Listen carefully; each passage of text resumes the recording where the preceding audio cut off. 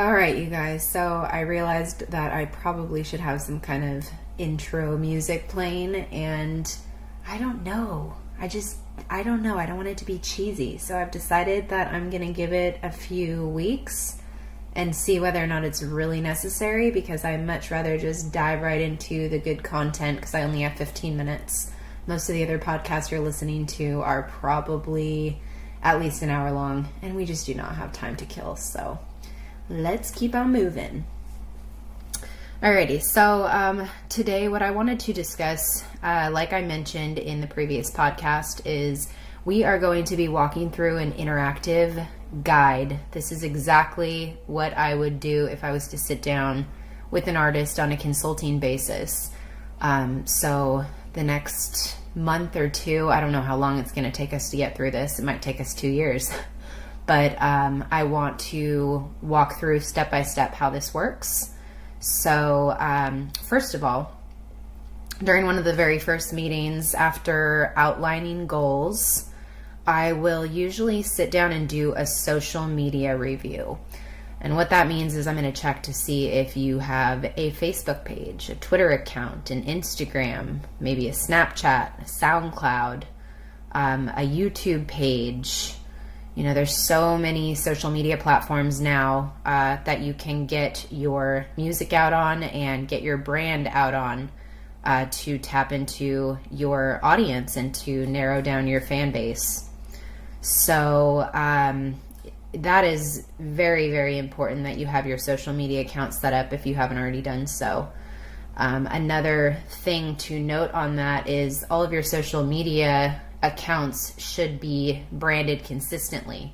So if you're using an avatar or a profile photo on one social media platform, it would make sense in the music industry to also use that same image across all of your other platforms as well, just so that your fans can easily identify your official accounts. Because until your account gets verified, it's going to be hard for your fans to figure out which profile is you if you do not have the correct image on there. So if you have not gotten your photos taken in the past 3 or 6 months, that's step one. Go and get some current photos taken. And these shouldn't be like headshot type photos. These should be a photo that represents your brand as a musician and your brand as an artist.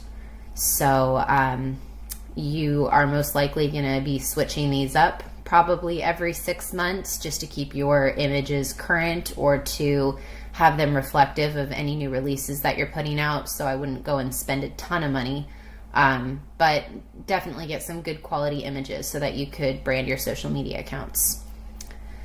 Now, in addition to branding with the same photo and header photo, profile photo and header image, you also want to make sure that your tags are the same. So like, let's say that your name is Lauren Black, and that is the stage name that you're also going to be using for your music. You would want to do @Lauren Black Music for everything. If your name is Megan Windsor, @Megan Windsor Music for everything, including a website domain.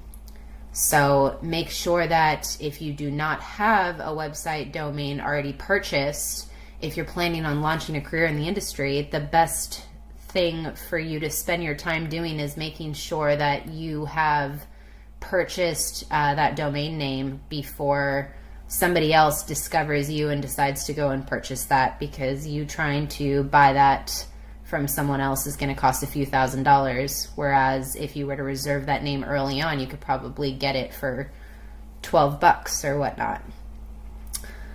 Alrighty, and let's see, moving forward. So one really important thing that I also did want to discuss, and one of the very first steps of artist development, is if you are planning on making money in this industry, and most of you are doing this for more than just fulfillment and, fun. A lot of you are wanting this to be a career, something that you can do for the rest of your life and make a living doing it, and maybe even support a family doing it. So essentially you're creating a business. You're setting up a business. And the very first step of setting up a business is making sure that you have a business license and that you have a bank account attached to that business license, so that you have somewhere to, anytime you gig, somewhere to make those deposits. And anytime you want to go in the studio and you want to record, or you need to hire session musicians, or you need to pay your band members, or you need to pay for, gas money to get to and from your studio sessions, it would probably be a good idea to pay all of those bills out of your business bank account so that you have write-offs at the end of the year. So this is just stuff that's nobody really thinks about, but it's common sense. If you don't have a record label that is supporting you and, being the bank for you, you need to be your own bank. You need to be your own business.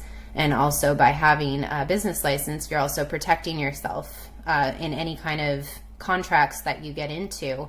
Instead of you putting your own name on these contracts, you can put your business name, which just gives you one extra level of security and one level of protection for any time you do a corporate gig, anytime you do a restaurant gig, whatever type of show that you do that pays you money, you are gonna want to have a contract for, so that you're insured that you're gonna receive payment. So just make sure that you've got your business set up the right way before you really, start moving too fast with everything else. Suggestions for where you can get your business license or how to set that up. The easiest way that I've found is just go to LegalZoom.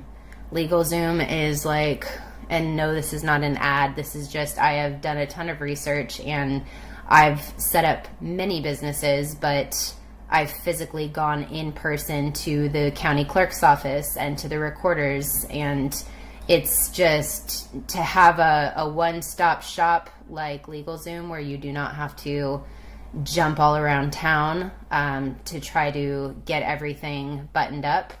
That's the best place to go. Now, as far as, some people are going to hit a roadblock even in this in this podcast, in the very first steps of this. And the reason why is because it's not free to get a business license. You are going to have to come up with some money. It's not free to get your photos taken unless you know a photographer that's willing to do that for you. Getting your social media accounts branded. You might not know how to use Photoshop, so you might need to hire somebody to do those things. So this is all, before you jump right in, make sure that you understand that artist development is one of the most expensive hobbies and the most expensive processes that you can go through.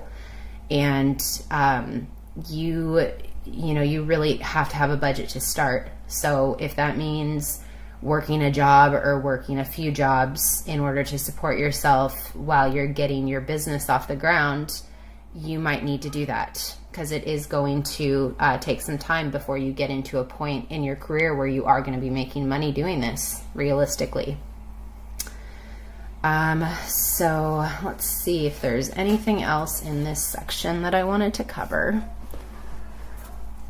And we are 9 minutes in at this point. Really want to pay attention to the time that I run for all of these, just so that you guys don't get bored. And if you hear any background noise, that is probably because I have children that don't sleep. So welcome to my world. Okay, so assignments. I would like to give you a few assignments. Assignment 1 is get your business license. Assignment 2 is get current photos taken so that you can brand your social media accounts. Assignment 3 is make sure that you have your domain for your website purchased before somebody else gets to it. And number 4, let's make sure that all of your tags are consistent. So I think this is a really good spot for you guys to start. If you have any questions at all, please send them through my Instagram DM. I am going to be picking and choosing the ones that are going to relate to a large audience. So if you send in a question and if I do not respond to it, it doesn't mean I won't ever, but I want to get to the most important questions first that I feel are going to help a lot of you out. And we are 10 minutes and 30 seconds in. Wow, I am moving fast. All right, let's just keep on going, guys. I can give you a little bit more today. Alrighty, so social media wise, I think that Instagram is one of the most used platforms for musicians in this day and age. I mean, of course, we have SoundCloud, we've got Reverb Nation, we have Spotify, we have all of these other, amazing platforms to share our music on these days. But I feel like Instagram is just one of those that you can really utilize for more than just putting your music out. It's something that you can use to connect with your fans on a personal level and to be able to, respond to them and have, get their feedback on any new music that you're putting out. So utilize that platform, more than you utilize anything else, just so that you can really start to develop a personal connection with your fans. And people ask me all the time, like, Danny, what does it take to build your social media following? Like, why is this moving so slow? Just like anything in life or anything, you have to be putting out consistent quality content. You have to make sure that you're posting regularly. You can't just post one day and then expect to have everybody flood your page and want to listen to your music. You got to be putting out content. I would even recommend putting content 2 to 3 times a day. And I know that sounds insane, but there is an algorithm. And the Instagram algorithm is going to give you more impressions on your posts the more that you post and the more interaction that you get from people. So also responding to every single comment. If it's a comment you don't like, that's fine. Just delete it. If it's something that's offensive and you don't want it on your page, get rid of it. But most of the comments, as long as they are, favorable comments, or even if they're not, even if it's feedback that's not necessarily the best feedback that you've ever received, and it might be negative, you still want to respond to every single person that is taking time out of their day to notice the work that you're putting out and the content that you're putting out. So that's going to also help you with the number of comments that you're receiving, and it's going to give you that one-on-one interaction with your audience, which is really important when you are developing out your fan base, especially in the early stages of this. Now, before I let you go, because we've only got a minute left here, there is this really cool site called Linktree. It's linktr.ee. So I think it's called Linktree. Again, not a paid sponsorship, and they did not pay me to say this, but I just recently signed up for it, and it is amazing because it allows you to connect all of your, any other social media platform, your website, if you have, maybe you're an actor or an actress as well, in addition to singing. If you have an IMDb page, you can link that up. If you have a LinkedIn profile, you can link that up. A SoundCloud, a Reverb Nation, any other platform that you want to connect, because Instagram only gives you one link in your bio, you can go ahead and use that link tree to link your audience to all of the other places on the web that you are. Okay, we are at that 15-minute mark, so I'm going to let you guys go for now. Like I said, send questions my way at Danny Thompson Music, and we will hop back on here next week to answer some of those questions and to continue to move forward in this artist development process. So thanks for staying tuned, and we'll talk to you soon.